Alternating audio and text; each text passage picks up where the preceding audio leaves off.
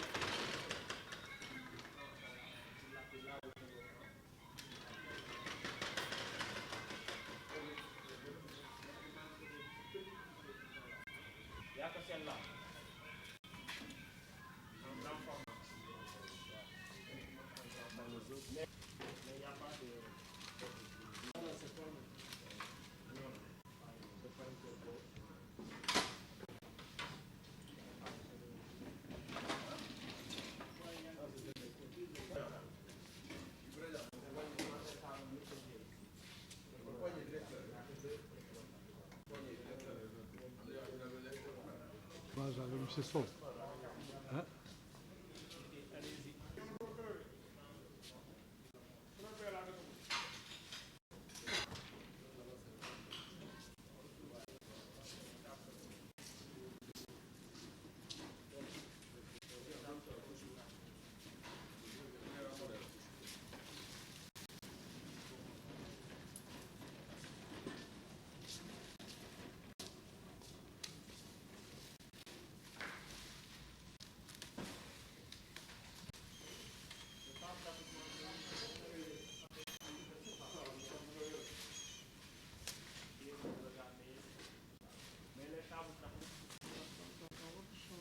Oui, oui.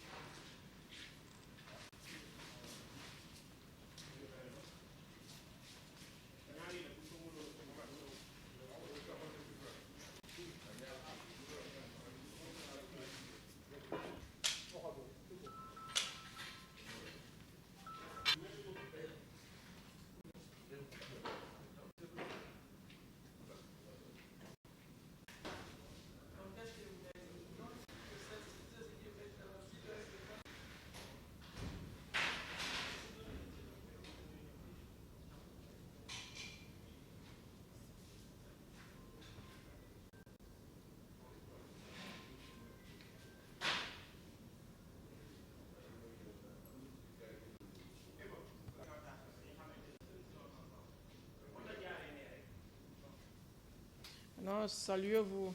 Un coup de main, voilà. Ok. Il reste maintenant mon papa ici.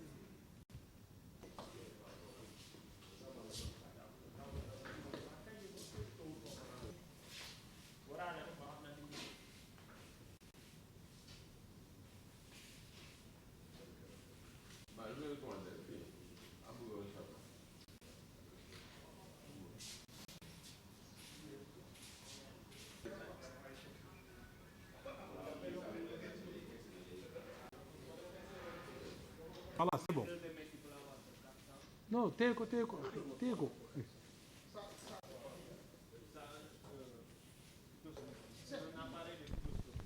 xaaral ba mu pare dama ko yónnee message.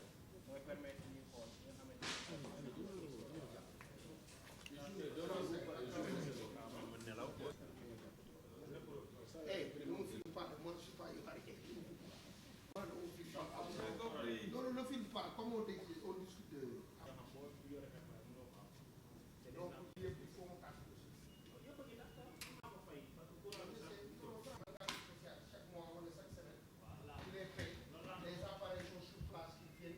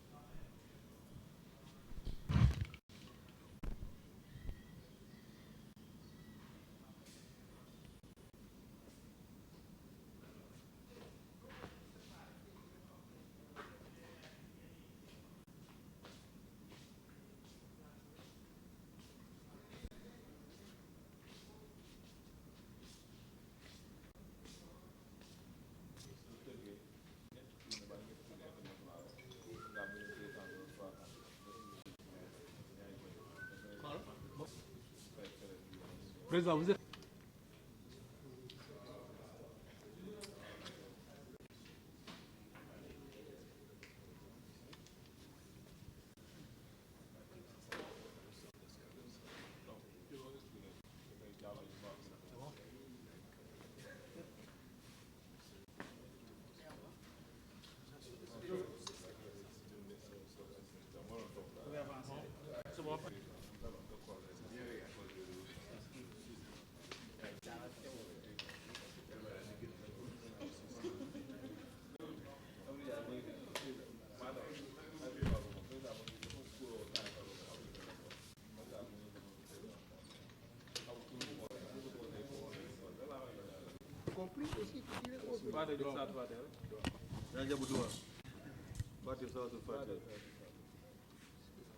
Lui.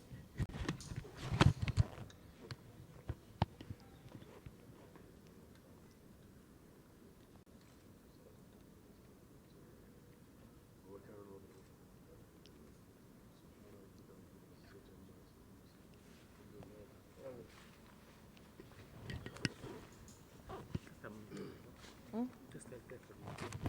1, 2, 3, 4. 1, 2, 3, 4. C'est bon. 1, 2, 3, 1, 2, 3, test, 1, 2, 3. C'est bon? Je vais introduire Tcherno. Après, ou bien Tcherno, on te laisse parler plus. C'est tout dit, il va donner les détails du matériel. Vous voyez? Ou bien c'est mieux, tu introduis, tu le laisses, tu l'introduis, tu donnes les détails du matériel. Ok, je les parler au nom de la commune, je parle oui, du conseil d'accord. Oui, d'accord. Je commence donc. On va se déplacer ou bien... Non, c'est bon. Même vous waxee après, vous allez mettre en... Ok. léegi comme on dit ko wax waaw man maay après ma vous avez il va bàyyi ma kii bàyyi ma.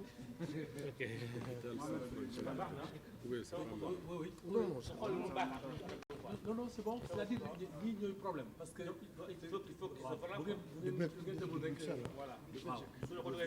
sinon rek ngeen taxaw rek ngeen jël PC ngeen vous disparaissez ngeen bàyyi ñu waaw loolu moo gën. loolu moo gën. taxaw leen léegi ñu jël leen waaw loolu moo après gën. yéen ngeen c'est jël mieux. après ngeen bàyyi ñu wax c'est mieux loolu gën.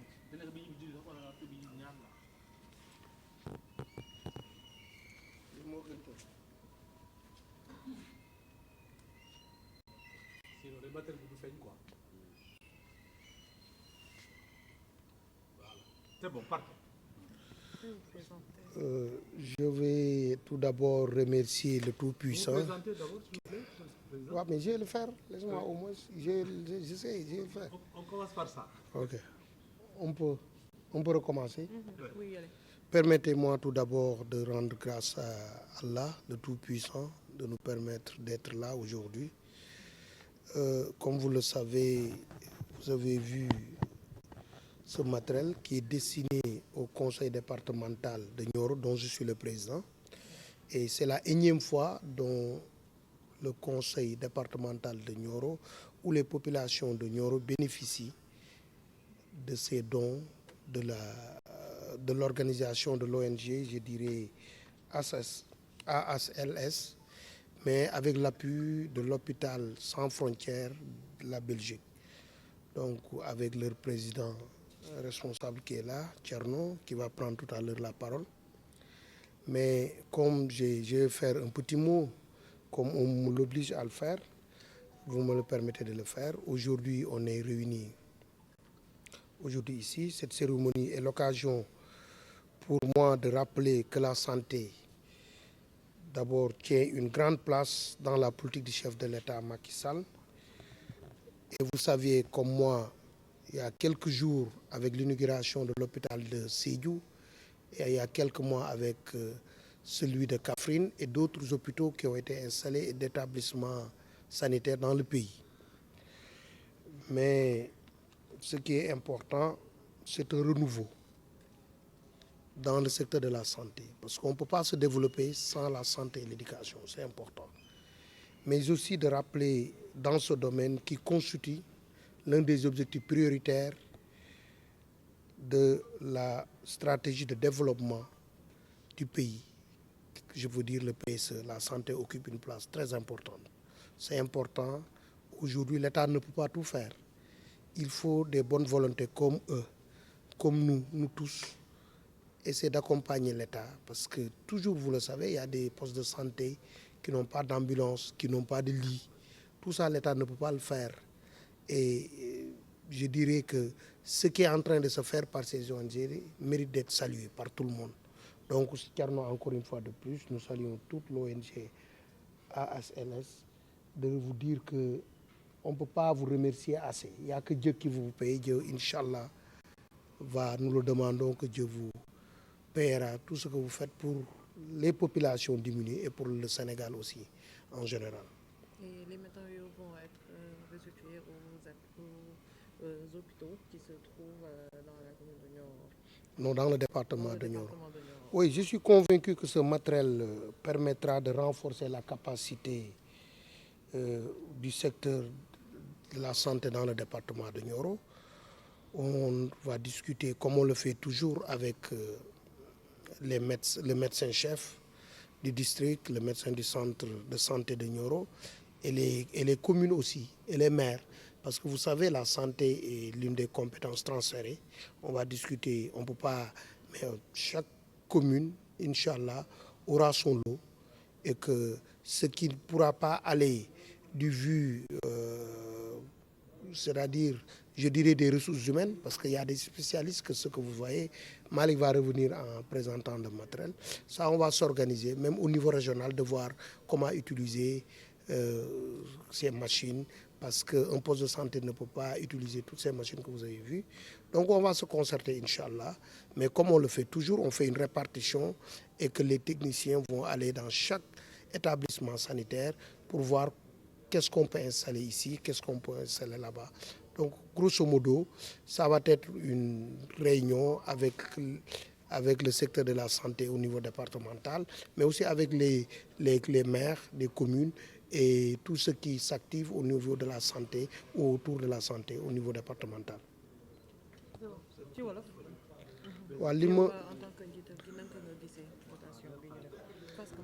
waaw li ma bëggoon wax rek mooy d'abord sant suñu borom tey bi ñu yàlla maye ñu fekkee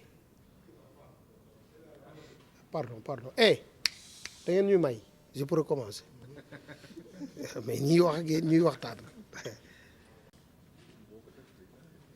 donc li ma doon wax rek mooy dañuy war a sant suñu borom ba ñu mayee ñu fekkee toog fii tey war a mën a recevoir dons yu am solo yi ci turu conseil départemental bu Nioro ci sumu tur ñu may ñu ko may ma ko ma delloo ko population Nioro lépp lu ci amoon nag ONG bi ak man mi ñu def ko laajuñ ci benn dërëmu état laajuñ ci benn dërëmu keneen ñoo ko jël muy suñu initiative ñu war ko jàppale la population muy lu am solo du budget bu ñu voté du amul dërëmu conseil wala dërëmu commune bu ci dugg li ñu may la ñu xool niñ ko organiser ma jël ci suma poche jël ci ñi ma mën a jàppale dem jëli matériel bi indi ko delloo ko population muy lu am solo loolu lu tax ma koy wax dama bëgg ne affaire santé lu am solo la ci politique gu président de la République Macky Sall gis ngeen li mu fi def bërki démb installé inauguré hôpitalu Sédhiou avant muy bu Kaffrine ak yeneen jéego yu am solo yu mu def bu secteur santé occupé place bu am important ci le plan de développement sénégalais PSE am ci lu solo lu mu ci occupé soo gisee nag nit ñi di jàpp ci santé nga xam ne li ci war dafa bëri da ngay dem fois ci ay dëkk amuñu ambulance lal bu ñu tëdd sax amuñu ko soo gisee lii dañ ko war a tàccu jàpp ko ñii di def ONG ASLS bii ñu def te Thierno dirigé ko dinaa revenir ak Malick mu présenté leen machines yi fi ñëw yëpp c'est des valeurs de centaines et de centaines de millions muy lu am solo que ne Sénégal yëpp suñu mënoon am chaque jour lii je pense que problème mu santé beneen problème la donc yeneen défi la ñuy am ci mbiru santé mais du parce que y a les besoins secondaires ku amul lal amul table amul je dirais fu mu mën a teg piqûre fu mu mën a teg malade donc loolu yëpp ci am solo te li ma ko fàttee wax ci nasaraan léegi am na programme yu bëri beaucoup d'ambulances yu war a ñëw ak l'ONG aussi ñu ngi ci liggéey bu bëri chaque année aussi ñun ñu ngi def lu ñu man ñu ngi joxe mais am na leneen yoo ak yoo xam ne nii muy centre de dialyse Thierno dina ci ñëw boo xam ne war nañ ko defar Nioro ak poste de santé ak daara moderne loolu yëpp ñu ciy liggéey ak ñoom yàgg liggéey ak ñoom nag ay at a ngi ni ñuy liggéey ñu ñuy jàppale aussi ci lu bëri ci secteur de la santé mais li am solo mooy dañu war a delloo si xam ne nit looy daw di ko ut yëpp heure boo ko amee muy alal di nga toog aussi alal jooju nga koy dépenser pour retrouver ta santé donc santé muy lu am solo santé mooy loo xam ne nii tey lépp lu ñu am santé moo ko jar donc nañ ko jiital suñ ko jiitalee jiital éducation mën a wax ci développement parce que suñ ko deful mënuñu wax ci mbiru développement donc muy lu am solo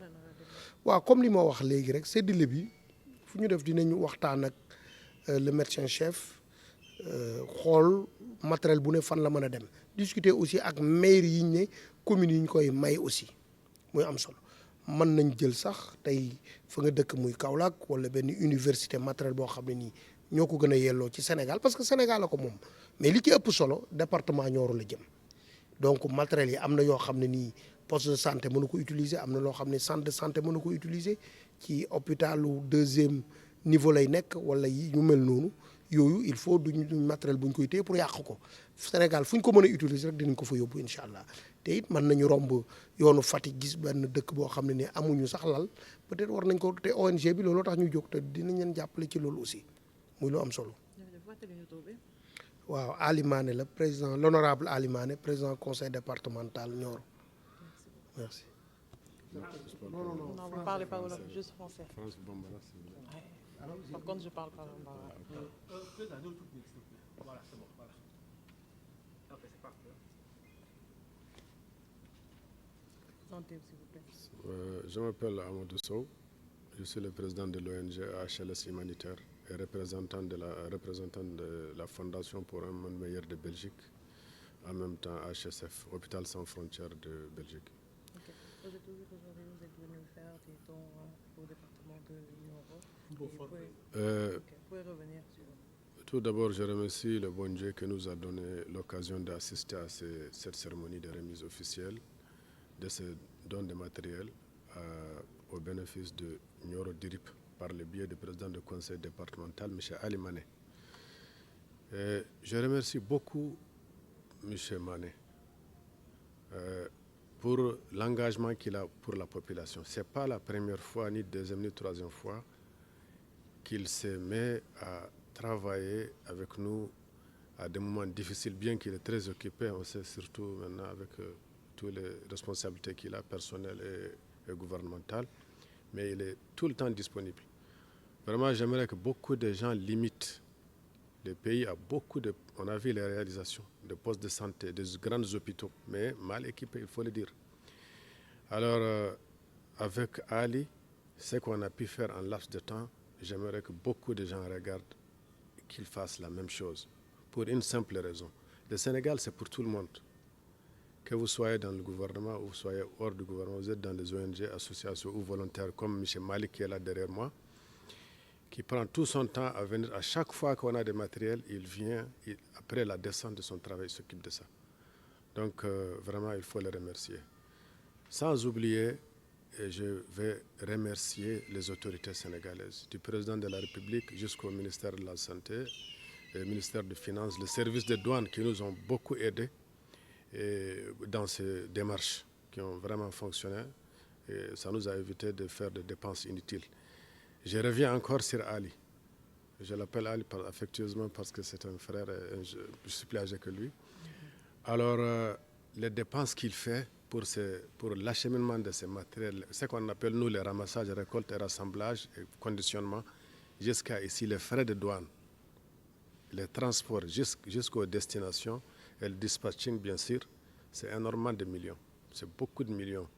Et je me suis rendu compte aussi que ça vient de lui parce qu'à chaque fois, j'ai l'habitude, ça fait 12 ans que je travaille dans ce domaine, il y a des procédures que je connais tout de suite que ça vient de la mairie, ça vient de ceci, mais lui, c'est différent. À chaque fois qu'une occasion se présente, il règle les factures sans que nous on soit au courant. Et vraiment, il faut les remercier. Et je prie qu'Allah subhanahu wa ta'ala lui donne longue vie et nous donne tous longue vie et la santé et la réussite. Je suis sûr et certain que moi, je suis un peu jaloux de lui, comme je ne suis pas de région de Nioro.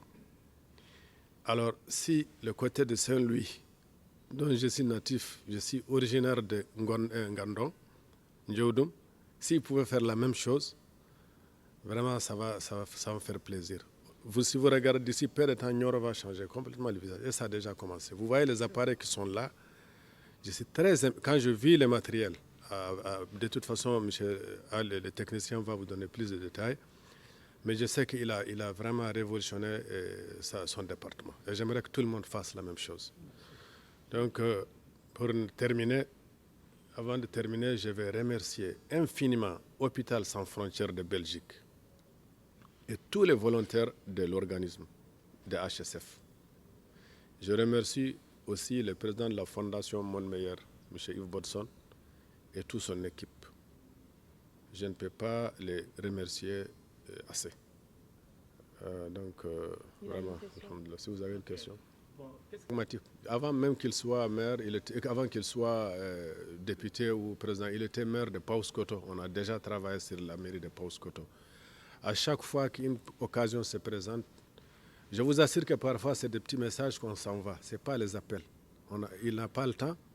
Moi aussi non plus, je bouge beaucoup. C'est le message, on règle le matériel, il vient s'asseoir, on se présente parfois à faire une cérémonie symbolique ou bien. Et après, on me fait les rapports. Tous ces dons qui ont été faits, j'ai les rapports ici, bien détaillés. Et les gens m'appellent pour me dire ce qui s'est passé. Parfois même, la première fois quand on a fait à Paoskoto, le préfet même m'a appelé. Et après, les traces sont là. Donc, on l'envoie un seul message, il répond à ce qu'on a besoin. Donc ça fait qu'à chaque fois qu'un projet se présente, on le lance à tout le monde, ce n'est pas à lui seul. Mais il est la première personne qui réagit. Donc c'est pour cela même quand on a eu le projet de centre de dialyse, pendant 9 mois on l'a perdu, on l'a repris maintenant. Il est la première personne à attribuer déjà l'espace. Un centre de dialyse, un poste de santé, un dara moderne avec un autofinancement intégré. Déjà, il a réuni le conseil, ils ont fait les délibérations, on les a à notre disposition. Par la grâce de Dieu, il reste seulement quelques formalités au niveau des ambassades et des affaires étrangères pour avancer. La raison, elle est très simple. L'homme est disponible pour tout ce qui concerne sa localité. En fait, c'est ça. Merci beaucoup. C'est bon. Vous pouvez vous présenter, s'il vous plaît. Bonjour, je me présente chez El Hadj Malick Sey, technicien. Donc, tout d'abord, je tiens à remercier Ali Mané de m'avoir offert cette opportunité de participer sur ce qui concerne les matériels biomédicaux. Remercier aussi l'ONG, le président de l'ONG. Tout d'abord, je m'en vais vous dire que vraiment c'est une fierté pour moi en tant que technicien de voir tous ces matériels-là qui est destiné à la population de Nioro et devoir y participer aussi. Parce que le matériel est composé de différents matériels. On peut citer les fauteuils dentaires. Il y a aussi les matériels d'endoscopie qui est là aussi. Il y a les matériels d'endoscopie qui est là, des lits à hauteur variable, des fauteuils roulants et tout ça là. Il y a pas mal de matériel qui coûte vraiment cher. Donc peut-être après je vais présenter matériel par matériel. Mais tout ce que je peux dire, c'est une grande fierté pour moi en tant que technicien d'y participer. Vous pouvez revenir sur l'estimation du coût. Donc l'estimation, je ne peux pas dire le truc exact, mais c'est des centaines de millions. Parce que qui dit matériel biomédical, savent que tous ces matériels-là, ça coûte tellement cher.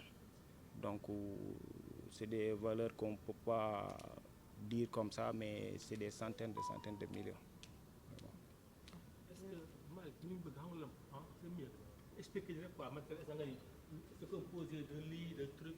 Non, mais vous me dites sur le matériel, oui. Donc, comme je disais tout à l'heure, le matériel est composé d'échographie et de popinel, des fauteuils dentaires, des radiodentaires mobiles, des radiodentaires fixes, avec de RE2V. Il y a des matériels de fibroscopie aussi, il y en a à peu près 6 et tant d'autres matériels. Et des lits à hauteur variable aussi. Il y a plus de 400 lits qui est là, des fauteuils roulants, tables de chevet, des négatos et pas mal de matériel. Donc vraiment, c'est une fierté et je tiens vraiment à remercier M. Alimane ainsi que le président en tant que technicien déjà offrir une opportunité. Donc di gërëm aussi le président de ONG, M. Ba, M. Sow plutôt, di ko sant di ko gërëm aussi ci effort yi muy def pour que occasion yu mel nii mën a am mu offrir leen benn opportunité bi. Donc matériel yi nag bëri na ki di matériel biomédical matériel yu cher la yoo xamante ni c'est pas donné donc mën nañ ci citer table feuille technicien. Merci. Ok. Ok. Ok. Merci.